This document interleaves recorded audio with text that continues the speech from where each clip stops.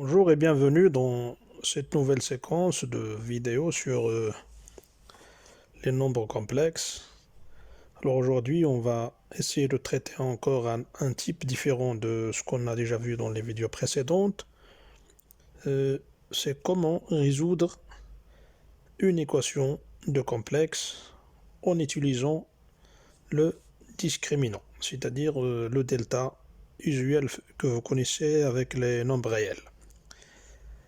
Alors c'est très important aussi, c'est un peu différent de ce qu'on avait déjà vu dans les vidéos précédentes. Alors essayez de suivre la vidéo jusqu'à la fin.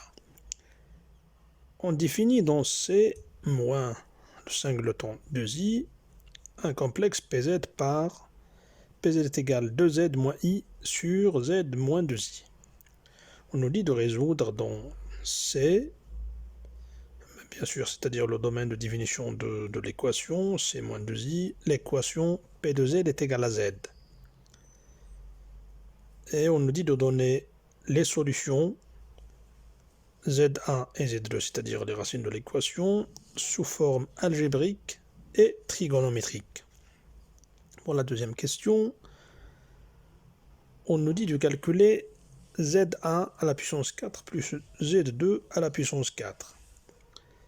La question numéro 3, il parle de tracer l'image du complexe Z dont on nous donne les coordonnées x, y, dont le plan complexe rapporté à un repère orthonormé ou IJ.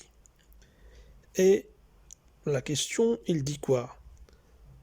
On nous donne l'ensemble des points M tels que le P de Z soit un nombre imaginaire pur. Donc on nous dit de tracer cet ensemble, c'est-à-dire de trouver cet ensemble de points M qui vérifie que P de Z, c'est-à-dire M c'est l'image du complexe, donc les points M qui vérifient que Pz soit un nombre imaginaire pur. Et on nous dit de donner l'équation cartésienne de cet ensemble, c'est-à-dire de cette figure géométrique, en la traçant dans ce même repère orthonormé. Quatrièmement, on nous dit de montrer que le module de Z est égal à 1 si et seulement si le module de P de Z est égal à 1. Là encore, c'est une petite équation, mais dans tout l'exercice, ce qui est intéressant dans tout l'exercice, c'est comme vous allez voir, qu'on va utiliser des petites propriétés auxquelles on ne fait pas souvent attention, et comme j'ai dit, de résoudre une équation complexe en utilisant le discriminant. Alors, comme on répète toujours, copiez l'exercice, faites votre effort et passons à la correction. La question numéro 1, on nous dit de résoudre l'équation P de Z est égal à Z. Alors P de Z, c'est 2z moins i sur z moins 2i. Quand il est égal à z, ça veut dire que 2z moins i, le numérateur, est égal à z fois le dénominateur. Et ça nous donne 2z moins i est égal à z carré moins 2zi, c'est-à-dire encore que c'est z carré moins 2zi moins 2z plus i est égal à 0. Ou encore, sous forme de l'équation z carré moins 2 facteurs de 1 plus i fois z plus i est égal à 0. Donc ça ressemble aux équations des réels que vous connaissez, c'est ax carré plus bx plus c est égal à 0. Alors dans ce genre d'équations pour les complexes, on peut aussi utiliser le delta. Le delta, oui, que vous connaissez, ça s'appelle le discriminant, donc c'est b au carré moins 4ac. Seulement la différence entre les réels et le complexe, c'est que dans l'ensemble C, on ne peut plus parler de positif ou négatif. On ne peut pas dire qu'un complexe il est positif ou bien négatif. Ça, cette notion n'existe plus. Mais ça n'empêche qu'on peut utiliser le delta de la même façon qu'on l'utilisait dans l'ensemble R. Seulement que on ne va plus parler de delta est positif ou négatif ou est égal à 0. Ça, il n'y a plus à en parler. Donc, euh, comme dans l'ensemble R aussi, il y a le delta et le delta prime. Quand le coefficient de z, c'est-à-dire de x dans les équations réelles, ax carré plus bx plus c est égal à 0, quand le b et les paires, alors qu'est-ce qu'on faisait? On faisait le delta prime. Donc delta prime, c'est tout simplement c'est b au carré moins ac, c'est le b prime. Alors donc c'est la moitié du b qui était pair. Aussi dans les complexes. Donc notre delta est égal à combien? C'est égal à b carré, c'est-à-dire c'est 2 fois 1 plus i au carré moins 4 fois 1 fois i. Donc voilà le delta. Et le delta prime, c'est-à-dire on enlève le 2, donc c'est 1 plus i le tout au carré, moins i, c'est un moins ac. Ce n'est plus 4ac. Donc on va travailler avec le delta prime. C'est pareil que pour les réels, c'est la même chose. Simplement la différence, il existe au niveau de ce que j'ai déjà dit, donc du positif et du négatif. Alors le delta prime est égal à 1 plus i au carré moins i, c'est-à-dire c'est 1 au carré plus 2 fois 1 fois moins i plus i au carré et le moins i. On aboutit à trouver que delta prime est égal à i. Alors là, encore, on va commencer à des choses qui sont différentes de ce que vous connaissiez auparavant. Le delta prime est égal à i. Donc on va essayer de chercher, de trouver la racine carrée de ce i. Donc on va essayer de mettre le i sous forme d'un carré pour pouvoir chercher sa racine qui serait bien la racine de delta prime. Alors le i, on peut l'écrire, c'est 1 demi fois 2i, donc c'est la même chose. Et le 2i, c'est-à-dire 1 demi fois 2i, le 2i, c'est tout simplement devant vous, vous pouvez remarquer que c'est tout simplement c'est 1 plus i, le tout au carré. Voilà, c'est un peu ce qui est spécial pour les complexes. Il faut toujours avoir cette intention de pouvoir deviner les choses un peu en imagination. Le 1 plus i au carré, c'est 1 plus 2i moins 1, donc le i carré devient moins 1, donc ça nous donne 2i. Donc 2i, c'est 1 plus i, le tout au carré. Notre delta prime, donc, ça devient 1 sur 2 fois 1 plus i, le tout au carré. Et le 1 demi encore, il faut qu'on essaie de le mettre sous forme d'un carré. Donc la racine de 1 sur 2, c'est la racine de 2 sur 2. Donc on écrit que le delta prime est égal à racine de 2 sur 2 facteur de 1 plus i, le tout au carré. Et par suite, la racine de delta prime est égale à la racine de 2 sur 2 facteur de 1 plus i. Alors, comme vous le remarquez, le delta prime est égal à quelque chose au carré. Donc, normalement, pour les réels, quand on dit par exemple x est égal à 3 au carré, donc le x, il peut devenir c'est moins 3 au 3, mais non, on est complexe. La racine de delta prime, c'est tout simplement on enlève le carré pour ce qui est entre parenthèses. Donc il nous reste racine de 2 sur 2, facteur de 1 plus i. Voilà, c'est tout simplement ce qu'on a à faire pour ce delta prime. Alors les solutions de l'équation, bien sûr sous forme algébrique d'abord, c'est le Z1, comme dans les réels, c'est moins B prime plutôt, donc parce qu'on a travaillé avec delta prime, donc c'est moins 1 plus i, plus tout simplement la racine de delta prime sur le 2a, donc sur a normalement, qui est égal à 1, donc ce n'est plus la peine de l'écrire. Donc Z1 est égal à moins 1 plus i, plus la racine de delta prime. Et le Z2, c'est la même chose, tout simplement, au lieu de plus delta prime, on écrit le moins delta prime.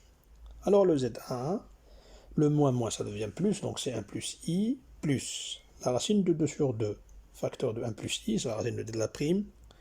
Et le z2, c'est la même chose, tout simplement, à la place du plus, on met un moins. Donc le z1, ça devient 1 plus racine de 2 sur 2, facteur de 1 plus i. Voilà, donc c'est 1 plus i, il est à lui seul, donc c'est 1 plus racine de 2 sur 2. Voilà. Et le z2, c'est 1 moins racine de 2 sur 2, facteur de 1 plus i. Donc l'ensemble des solutions, c'est tout simplement 1 plus racine de 2 sur 2, facteur de 1 plus i, et le 1 moins racine de 2 sur 2, facteur de 1 plus i. Voilà, c'est très intéressant, c'est très important de pouvoir résoudre des équations analogues des nombres complexes.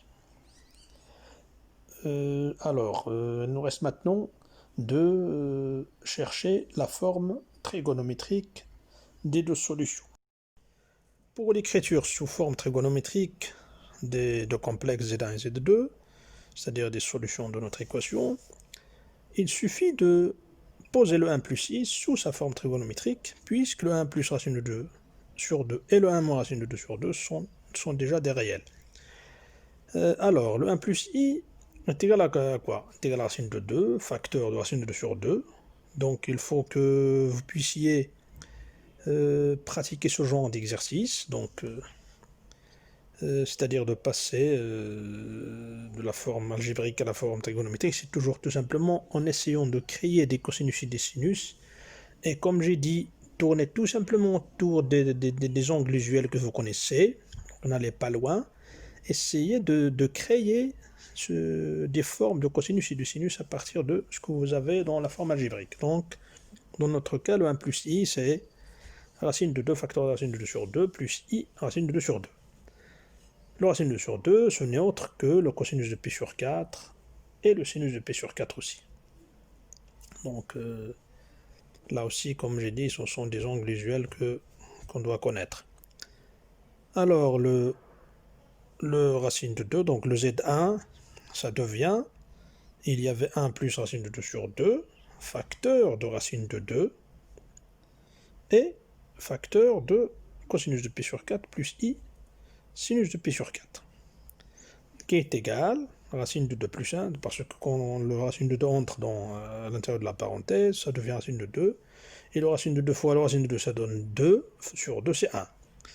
Donc c'est racine de 2 plus 1, facteur de cosinus de pi sur 4 plus i sinus de pi sur 4.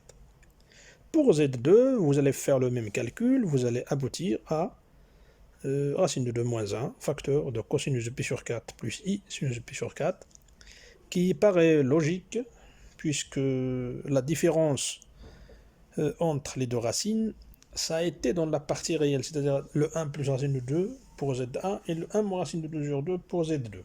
Donc c'est logique qu'on trouve les cosinus et les sinus, il n'y a pas de moins à côté de i sinus, de pi sur 4. Donc notre ensemble de solutions, c'est racine de 2 plus 1, facteur de cosinus de pi sur 4, plus i sinus de pi sur 4, et l'autre, c'est le racine de 2 moins 1, facteur de cos pi sur 4, plus i sin de pi sur 4. La question numéro 2, on nous dit de calculer z1 à la puissance 4 plus z2 à la puissance 4.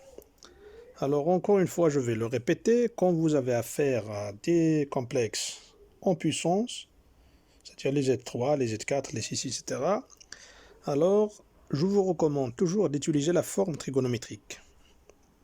Voilà, je vais à chaque fois le répéter. Voilà, alors Z1 à la puissance 4 plus Z2 à la puissance 4, heureusement qu'on a déjà trouvé la forme trigonométrique dans la question précédente, donc il suffit d'utiliser la formule de Moivre pour obtenir le racine de 2 plus 1 à la puissance 4, facteur de cosinus de 4 pi sur 4 plus i sinus de pi sur 4, plus le racine de 2 moins 1 à la puissance 4, facteur de cosinus de 4 fois pi sur 4 plus i fois 4 pi sur 4. Le 4 pi sur 4 il se simplifie, il devient pi, donc notre somme devient racine de 2 plus 1 à la puissance 4, facteur de cosinus de pi plus i sinus de pi, plus le racine de 2 moins 1 à la puissance 4, facteur de cosinus de pi plus i sinus de pi. Et puisque le sinus de pi est égal à 0, donc déjà, ça se voit qu'on va trouver un réel, donc on n'aurait plus de i. Donc et le cosinus de pi, encore, il est égal à moins 1. Donc il ne reste que des calculs et essayer de faire attention. Donc on obtient le moins, entre parenthèses, le racine de plus 1, le tout à la puissance 4, plus le racine de 2 moins 1, le tout à la puissance 4. Alors on a essayé de créer une identité remarquable à partir de ces deux termes-là. Donc ça donne le racine de 2 plus 1 au carré plus racine de 2 moins 1 au carré, le tout au carré, moins 2 fois les deux facteurs en même temps, c'est-à-dire l'identité remarquable a plus b le tout au carré, moins 2ab, c'est-à-dire parce que on n'en a pas. Donc essayez de vous concentrer très bien sur ce qu'on a fait devant vous dans les calculs. On trouve vers la fin, c'est 6 au carré, moins 2, c'est 34, avec le moins qui était en commun de tout, c'est-à-dire qui vient du sinus de pi. On trouve que notre z1 à la puissance 4 plus z2 à la puissance 4 est égal à moins 34. La question 3. On cherche l'ensemble des points M qui sont images des complexes tels que le P de Z soit un nombre imaginaire pur. Alors, là encore, comme j'ai dit au départ, on va utiliser une petite propriété entre un complexe Z et son conjugué Z bar, qui dit que quand le complexe est imaginaire pur, ça veut dire que son conjugué Z bar est égal à moins Z. Voilà, devant vous, entre parenthèses, on pose Z est égal à IB, donc Z bar est égal à moins IB, qui n'est autre que moins Z. Donc c'est une petite propriété, mais qui est très importante. Donc quand vous avez affaire à des nombres complexes, il y a pas mal de propriétés sur les conjugués, le produit avec les conjugués, le conjugué d'un quotient, le conjugué d'un produit. Donc ce sont tous des petites choses qui sont très importantes, mais quand on les connaît, ça facilite beaucoup de choses dans les exercices et dans les problèmes. Donc P de Z bar est égal à moins P de Z, on a dit. Ça veut dire que notre formule de départ 2Z moins I sur Z moins 2I, le tout bar, est égal à moins la même formule, c'est-à-dire moins 2Z moins I sur Z moins 2I. Bien sûr, avec la condition de départ, il faut en faire attention, parce que ça serait très intéressant ensuite. Le Z, il doit être différent de 2I. Voilà, quand vous voyez Z est égal à 2I, c'est aussi un nombre complexe imaginaire pur. Mais puisque le dénominateur ne doit pas être nul, donc il faut que Z soit différent de 2i. Alors, ce qu'on a, notre fraction, le taux bar, c'est tout simplement le numérateur bar sur le dénominateur bar. Ce qui nous donne encore, c'est 2Z bar plus I. Pourquoi? Parce qu'encore, 2Z moins I, c'est la somme de deux complexes. C'est 2 fois Z, c'est un complexe à lui seul, et le I, c'est un complexe à lui seul. Mais quand on met le bar, Z plus Z prime bar, c'est tout simplement Z bar plus Z prime bar. Donc, on a le droit d'écrire que 2Z moins I, le taux bar, c'est tout simplement égal à 2Z bar plus I. Voilà. Pourquoi plus I? Parce que moins I, son conjugué, c'est plus I. Donc, le numérateur devient 2Z bar plus I. Et le dénominateur, de la même façon, c'est Z bar moins 2i bar, c'est-à-dire plus 2i. Voilà. Donc, ce qui est équivalent à dire que 2z bar plus i sur z bar plus 2i est égal à moins 2z plus i sur z moins 2i. Alors, faites attention et écoutez très bien ce que je dis, et c'est bien expliqué. Voilà. Ce qui est équivalent encore, donc on a l'égalité de deux fractions, donc on multiplie le numérateur de l'une par le dénominateur de l'autre, donc on obtient l'égalité suivante, c'est-à-dire 2z bar plus i, facteur de z moins 2i, est égal à z bar plus 2i, facteur de moins 2z plus i. On fait les calculs, donc on développe le produit en facteur, on obtient 2z bar moins 4z bar i plus zi plus 2 est égal de l'autre côté de l'égalité. Donc les calculs, on obtient 4z z bar plus 5i facteur de z moins z bar plus 4 est égal à 0. Alors jusque-là, c'est très bien. Maintenant, on va passer à une autre propriété qui est encore très importante entre le complexe et son conjugué. Maintenant, pour continuer à la suite de notre question, c'est-à-dire la recherche d'un ensemble, on pose le complexe z est égal à x plus y, donc son conjugué est égal à x moins y, avec le x y appartenant à R.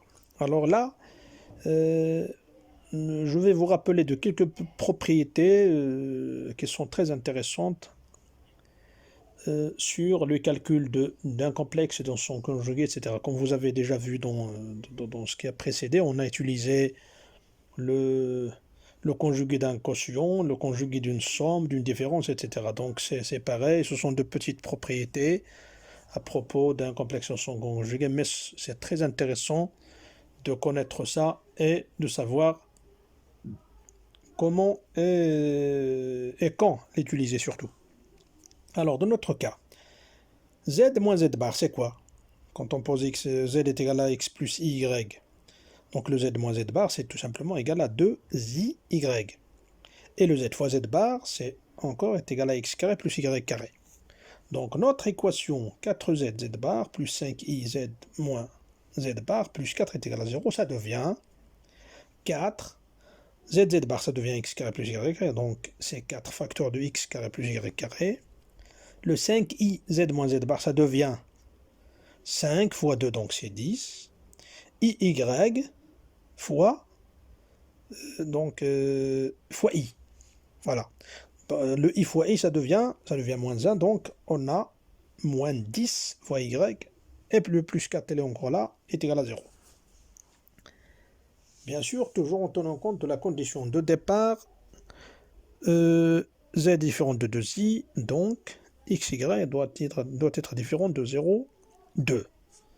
C'est-à-dire que x et y il ne faut pas qu'il soit égal à 0,2, parce que si x est égal à 0, y est égal à 2, donc on tombe sur la condition de départ qui ne doit être pas réalisée, c'est-à-dire z est différent de 2i.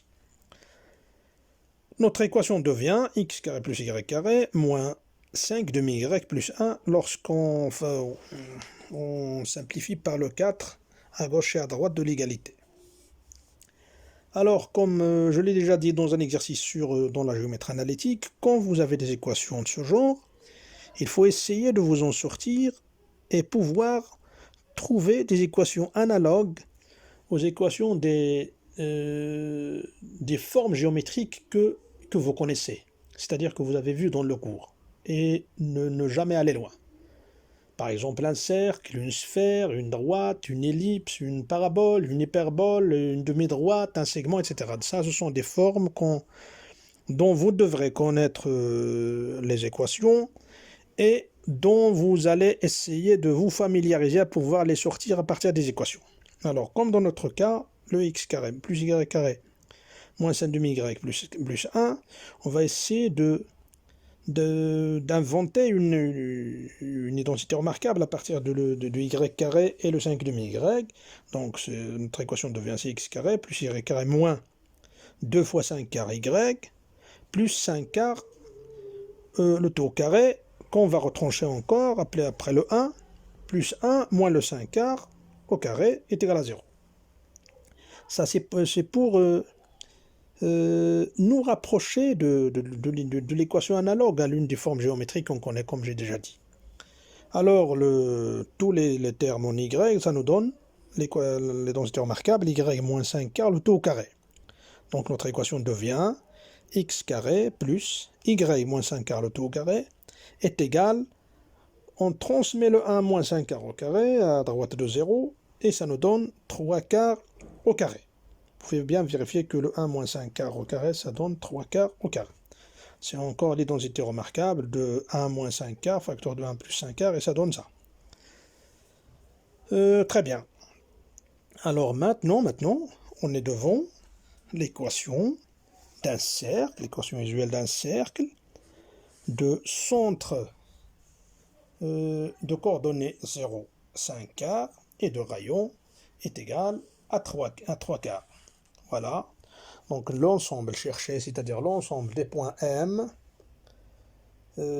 image du complexe Z tel que P de Z soit un nombre imaginaire pur, c'est un cercle de centre de coordonnées 0, 5 quarts et de rayon 3 quarts. Voilà, voilà devant vous dans l'image. Donc, sans oublier d'accepter le point de coordonnées 0,2, parce que elle est exclue de la condition initiale de Z, et il faut qu'elle soit différente de 2i. Eh bien, c'est très bien pour cette question. J'espère que ça soit bien détaillé et illustré. Et comme je le répéterai toujours, n'hésitez pas de confier vos remarques si vous en avez. La quatrième question, c'est une sorte encore d'équation. On nous dit de montrer que le module de Z, il doit être égal à 1 si le module de PZ est égal à 1. Là encore, c'est une petite équation qu'on va résoudre. Alors, la question, c'est-à-dire autrement, on doit montrer que Z est égal à 1, c'est-à-dire le module Z est égal à 1, équivalent à dire que P de Z est égal à 1. Alors le P de Z est égal à 1, c'est quoi? Il est équivalent à dire que, là encore c'est très important, encore c'est une relation, sorte de relation entre le 1 complexe et son conjugué. Quand on a le module d'un complexe égal à 1, ça veut dire que son module multiplié par le module de son conjugué est égal à 1. Là encore, c'est une propriété que vous devrez connaître, et il existe. Donc P de Z est égal à 1, équivalent à dire que P de Z fois P de Z de bar est égal à 1. On prend la forme initiale de P de Z, c'est 2Z moins I sur Z moins 2I fois 2Z bar plus I sur Z bar plus 2I est égal à 1. Encore, je vais répéter pourquoi Z bar, c'est 2Z bar plus I sur Z bar moins 2I, plus 2I. Eh bien parce que le conjugué d'une somme, c'est la somme du conjugué. Le conjugué d'une différence, c'est la différence du conjugué. Donc le conjugué de 2Z moins I, c'est le conjugué de 2Z, moins le conjugué, ou bien plus le conjugué de moins I, ou bien moins le conjugué de I, c'est pareil. Donc qui est égal à 2Z bar plus I. Encore le numérateur, c'est le conjugué du numérateur, parce qu'encore on a le conjugué d'un quotient, c'est le quotient du conjugué. Donc j'espère que c'est très bien clair. Alors il suffit de faire des multiplications, donc c'est la multiplication du numérateur sur la multiplication du dénominateur, et puisque le produit est égal à 1, donc il suffit de transmettre le dénominateur à droite de l'égalité, et on trouve ça. 2Z moins I facteur de Z bar plus I est égal à Z moins 2I facteur de Z bar plus I. On développe les calculs, on arrive à trouver que 3Z, Z bar moins 3 est égal à 0. C'est-à-dire que Z bar est égal à 1. C'est équivalent à dire que Z au carré, c'est-à-dire parce que c'est tout à fait la même définition que le départ dont on a commencé, c'est-à-dire P de Z, le module fois P de Z bar est égal à 1. On est maintenant arrivé au module d'un complexe au carré est égal à 1. Ça veut dire que ce module est égal à 1 parce que le module, c'est toujours quelque chose de positif. C'est-à-dire, on ne va pas dire que le module est égal à moins 1 ou 1, puisque son carré est égal à 1 parce que le module, il est toujours positif. Et comme ça, on aurait fini notre exercice. À bientôt dans une autre vidéo. On va chercher à vous présenter quelque chose toujours de diversifié euh, qui va vous aider à réussir votre parcours en mathématiques. Et je vous souhaite bon courage et bonne chance.